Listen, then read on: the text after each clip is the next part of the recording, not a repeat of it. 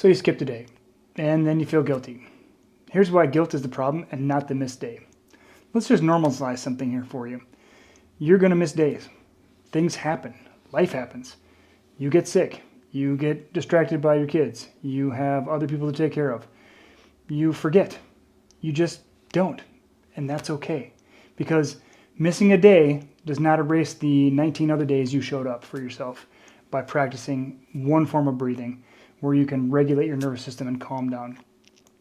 One skipped day does not just set your nervous system into a tailspin where you lose all that practice ground or that ground you've made up in the process of learning how to teach your nervous system how to calm down.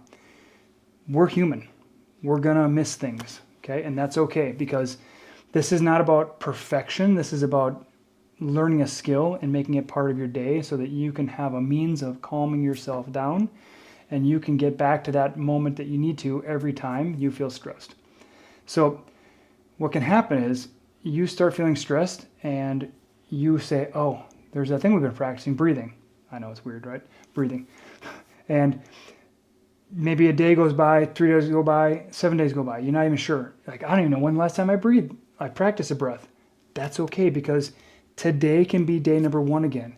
And you can let go of all the shame and blame, all the guilting, whatever you've been doing to yourself for missing a day, because self-flagellation, self-deprecation, self-beating yourself up is not going to help you. All that does is that adds more stress. All you got to do is breathe. In fact, the only thing you have to do today, if you really want to, stay alive that is breathe. Because you can go about 3 minutes without air, 3 days without water, and about 30 days without food, as far as the statistics go. So today's practice is you're going to forgive yourself. You're going to take 5 breaths. As you breathe in, you're going to collect the stress, the doubts, the shame, whatever's floating around your mind for missing a practice or whatever it is. And you're going to breathe out and you're going to say peace or forgiveness or I forgive. And just let your whole body reset. And you're just going to feel so much better because everybody has felt bad from time to time. The last thing we want to do is make ourselves feel bad because we're already working on not letting anyone else out here in the world have power over us to make us feel a certain way.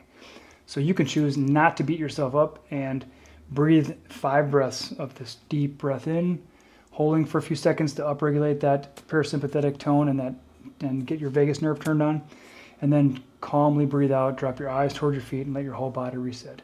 It just feels good. Because shaming activates your sympathetic nervous system. And that's the fight or flight we've been working diligently all month to lower.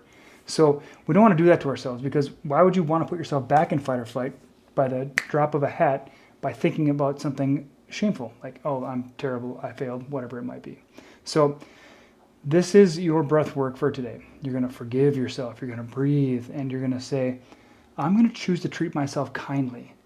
I'm going to be kind to myself even though I could probably find 1 or 10 reasons to beat myself up over it because your nervous system is getting stronger every time you choose to breathe in a conscious way and you're stepping out of the stress. So tomorrow is day 21. That marks 3 weeks that we've been practicing this. And that's a big milestone. We know now it takes more than 21 days to get a habit firmly established. And this is a great step forward. You're making great progress. So congratulations. I'm going to share with you a question that's going to change how you think about this whole thing. It's going to change how you see this entire challenge all month tomorrow.